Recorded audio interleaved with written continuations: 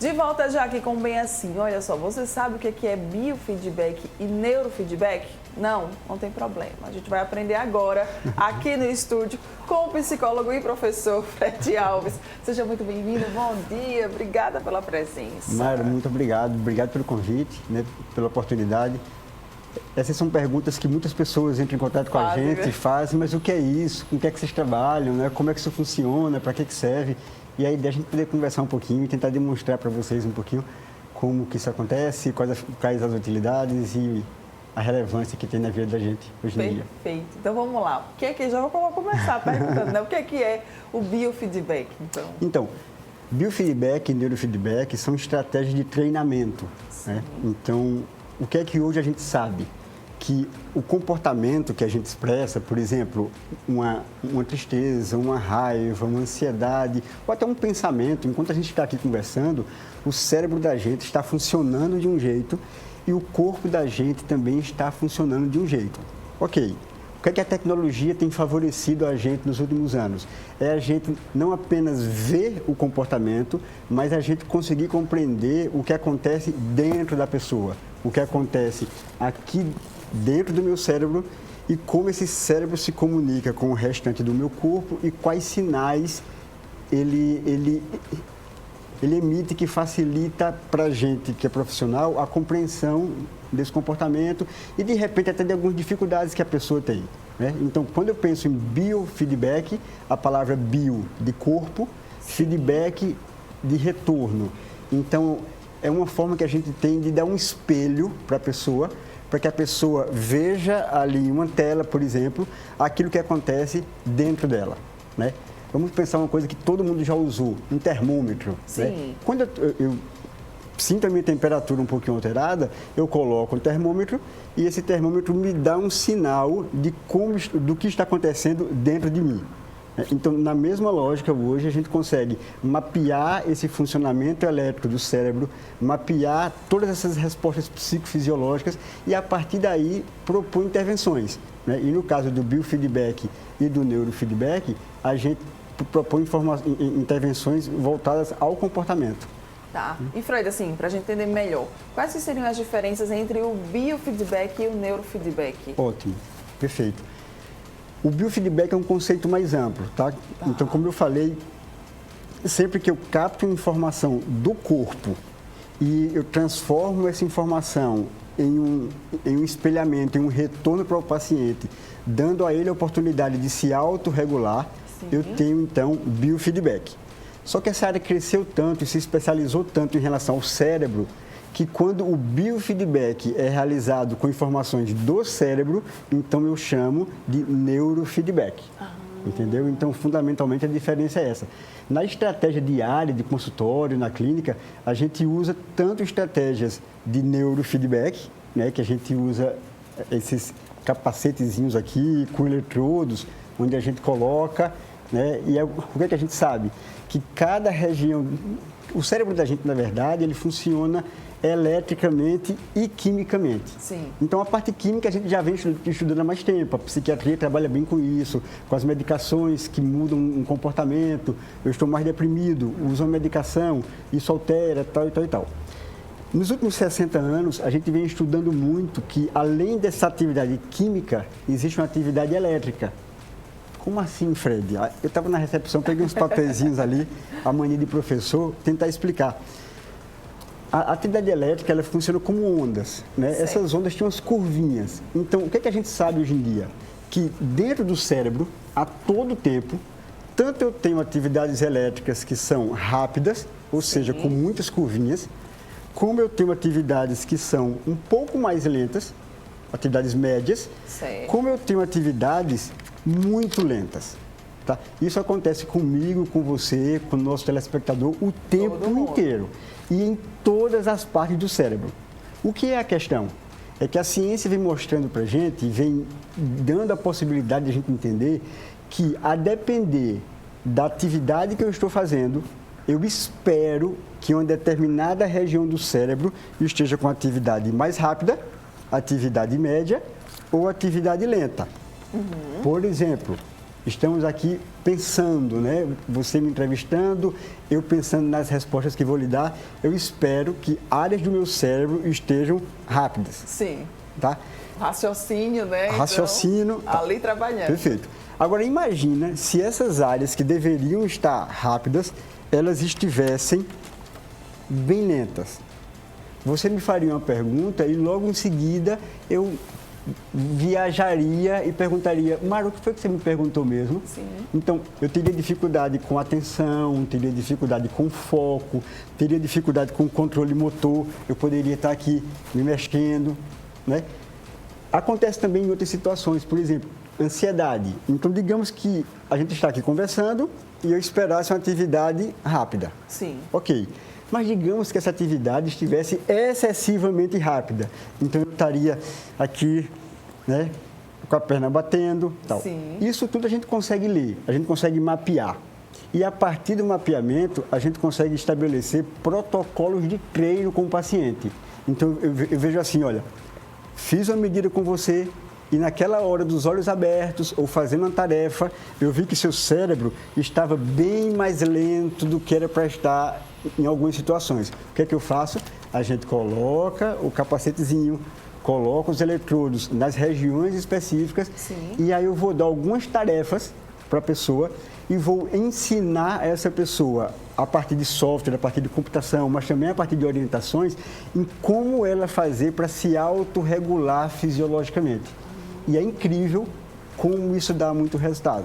Então, esse seria o principal benefício do biofeedback, do neurofeedback, é você trabalhar o seu próprio corpo para regular? Perfeito, perfeito. É um processo de autorregulação. Sim. Né? E aí eu sempre digo, quanto mais a gente se conhece, mais fácil é de a gente se autorregular. Imagina que a gente vai andando em uma avenida aqui em Maceió, né? E tem algumas vitrines e uma dessas vitrines tem um espelho. Quase que automaticamente, quando a gente se vê no espelho, a gente se ajeita, né? Então, eu olhei para a TV ali, vi, opa, dobrar a perna assim, assim. O mesmo acontece no consultório quando a gente usa esses instrumentos, essas tecnologias e a pessoa se vê. Por exemplo, esse equipamentozinho aqui, a gente mede algumas questões interessantes. Eu meço a temperatura, eu meço a frequência cardíaca, meço a frequência respiratória, meço a variação elétrica na pele. Fred, o que é que isso tem a ver? A literatura diz pra gente que quando eu estou ansioso, por exemplo, essas variáveis se alteram. Então, chega o paciente para mim, eu coloco esse sensorzinho, né? Ligo lá o tablet, a tela do computador, meço a atividade por algum tempo e aí mostro para ele. Digo, olha como está a tua frequência cardíaca, olha como a tua respiração está bem rápida, bem acelerada, olha como a tua temperatura está gelada nas mãos. Isso tem uma explicação psicofisiológica.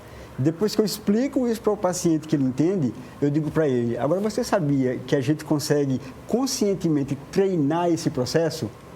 É verdade, Fred. Então quer dizer que eu posso me acalmar em um momento de maior ansiedade regulando a respiração? Eu digo, pode. E como é que faz? Que essa era a grande pergunta, né? Sim. Porque todas as técnicas de tranquilização, de relaxamento falam, a gente tem que respirar melhor. Trabalho com psicologia há mais de 20 anos. E os pacientes perguntavam, tá, Fred, mas como é que eu faço? E a gente tentava, mas faltava um parâmetro mais concreto. E hoje, na hora que eu ligo isso aqui, que eu ligo lá no computador, ele vê a frequência cardíaca, ele vê o ritmo respiratório e a gente traça um indicadorzinho para ele e ele vai seguindo aquela respiração. Então, quando a bolinha estiver subindo, você vai puxar o ar. Então, depois você vai soltando o ar. E é incrível, Mara, que na hora que ele começa a fazer isso, ele vai conseguindo se sentir mais tranquilo. Então, ele vai percebendo também que a temperatura dele começou a subir. Ele vai percebendo que aquela sensação, às vezes, de adormecimento nos lábios, no rosto, foi passando. E tem pacientes que, durante a sessão, eles chegam a ter sono. O paciente chega muito ansioso. De relaxar. E de repente, ele consegue relaxar e ele diz, puxa vida, é verdade, doutor. Então, quer dizer que quando eu mudo a minha respiração, eu mudo o meu estado mental. Aí, o que é que a gente diz? O desafio agora é você generalizar, como andar de bicicleta. Sim. No começo é difícil, mas quanto mais você repete, mais o seu cérebro entende aquele mecanismo e mais ele vai aprendendo a fazer isso com mais habilidade. E aí eu digo aos pacientes, o que você vai fazer? Estou no trabalho, estou no ônibus, estou em casa, começou uma situação que eu me sinta, opa, a frequência cardíaca acelerou, a respiração está mais curta, lembra da sessão, lembra daquele ritmo, muda a frequência respiratória e aí ele vai se acalmando. E é interessante porque é muito mais fácil para a gente, quando a gente vê na prática, do que algo que a gente, né, assim, só imagina, ou não, porque fulaninho falou. Perfeito. É diferente. Perfeito. Em relação ao neurofeedback especificamente, o que a gente faz? A gente usa muito jogos, né? Então, imagina uma pessoa que tem problemas com a atenção. Tá? Ela tem problema de se manter quieta e focada. Sim. Então, a gente faz um mapeamento, que é o primeiro passo, importantíssimo esse passo. Depois do mapeamento, a gente entende o funcionamento da pessoa e a gente cria parâmetros e desafios. Então, eu digo para o computador assim, ó, essa pessoa, nessa área do cérebro, X, ela está produzindo uma atividade muito lenta. Sempre que ela conseguir produzir uma atividade mais rápida, porque eu sei que isso tem relação com foco e atenção, eu vou dar um prêmio para ela, eu vou dar uma recompensa. Então, eu coloco a pessoa lá com esse capacete, com esse fone de ouvido, na frente da televisão e boto um jogo, né? E a pessoa está lá. Quando ela consegue focar e concentrar, o bonequinho do jogo começa a ganhar pontos, começa a subir uma montanha, começa a vencer um desafio. O cérebro dela vai entendendo que esse comportamento é um comportamento esperado em relação a foco. Aí, de repente, ela distrai. Pensou na panela que ficou em casa. No que ela distrai, o bonequinho começa a afundar. Sim. E aí, ela vai vendo o que está acontecendo dentro dela a partir desse feedback. E aí, ela lembra. Foco, atenção, a gente dá as instruções, a gente pausa e pergunta, o que foi que aconteceu nesse momento? Aí a pessoa diz, nesse momento eu pensei em outra coisa. E a gente faz a relação com o dia a dia dela. Então, lá na aula, como é que é? Eita, então quer dizer que quando eu viajo é porque o meu cérebro fez assim. É verdade, vamos treinar, treinar, treinar, treinar, para que eu aprenda um outro estado mental. Eu aprendo um outro modo de me regular. É uma educação, né? É uma educação. É uma educação, interessante. E aí você também trouxe aqui esse outro, né? Equipamento. Então, no neurofeedback eu tenho essa modalidade aqui, tá? Sim. Onde eu meço a frequência, a atividade elétrica do cérebro, a velocidade. E esse aqui é muito interessante, Mara, porque a gente também mede a distribuição do sangue em algumas áreas do cérebro. O que a gente sabe? O cérebro, tá? Ele funciona a partir de glicose e oxigênio. E isso chega no cérebro como? Com sangue. Então, por exemplo, eu tenho uma região chamada de córtex pré-frontal, tá? A região aqui da testa. Está muito relacionado com funções de atenção, foco, controle de impulso. Então, quando eu coloco essa faixinha aqui no paciente, deixa eu botar essa cabecinha aqui do lado, né? Aqui dentro eu tenho alguns sensores. Tá? Então, tem uma luzinha que é emitida aqui, né? E tem alguns sensores. Então, eu chego lá no paciente, né? Coloco essa faixa aqui, parece faixa de lutador, né? Daquele filme Karate Kid, né? Coloquei a faixinha aqui, né? E associo a isso também um jogo, também um filme, também um vídeo. E aqui eu estou medindo a quantidade de sangue oxigenado que está vindo para essa região.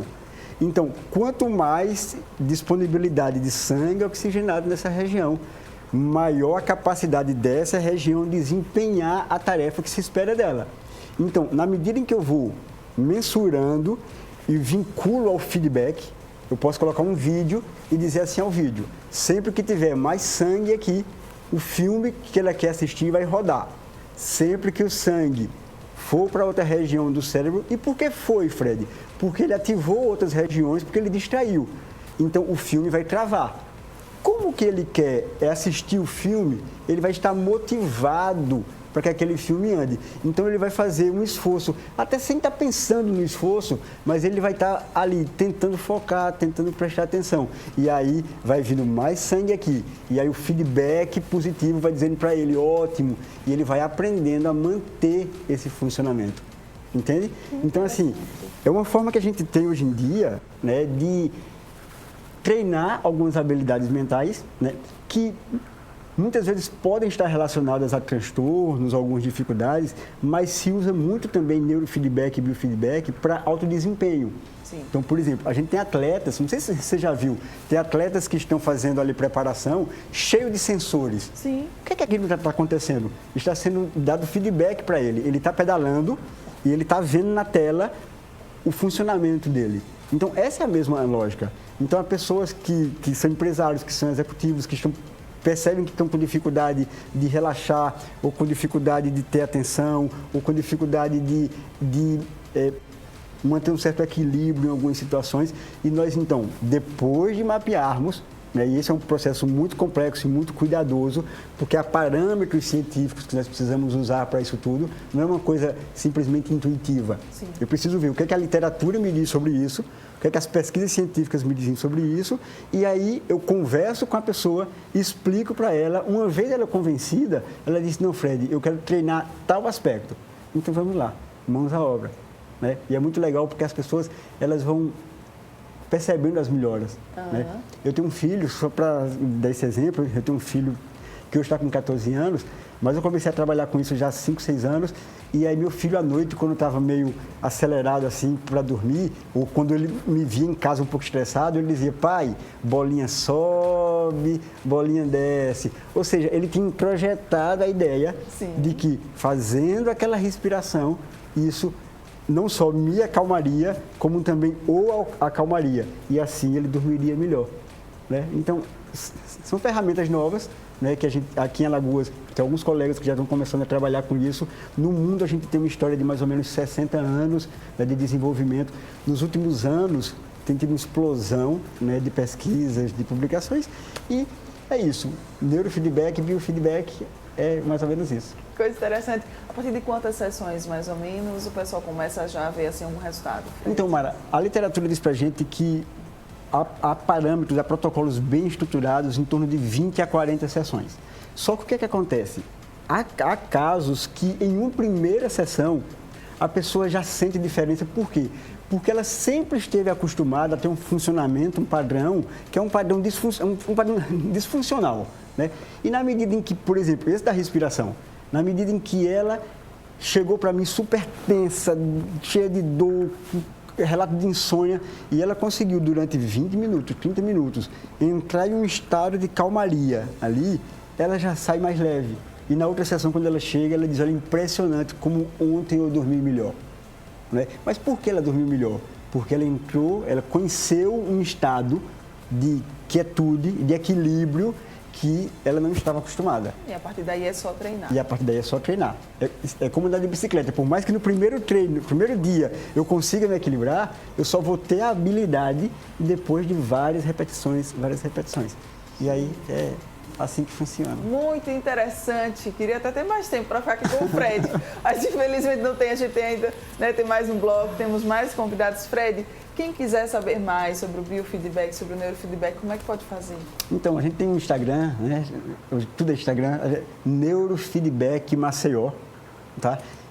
A gente funciona aqui no edifício da Square, na sala 413. Então, estamos à disposição. De repente, se quiser entrar lá, mandar um direct, mandar uma mensagem, tirar alguma dúvida, né? Eu estou à disposição para conversar e para mostrar os benefícios que isso pode trazer. Muito bem, então Neurofeedback Maceió, lá no Instagram para você ter mais informações. Maravilhoso, achei muito interessante. Parabéns, viu? Apareça lá para conhecer. Ai, ótimo, já topo. Eu tenho medo que eu vou descobrir, mas tudo bem. Obrigada mais uma vez, tá? Bom dia, Fred. Obrigada. E olha só, você que está aqui ligadinho com a gente, vamos para um rápido intervalo comercial. Daqui a pouco nós estamos de volta, não sai daí.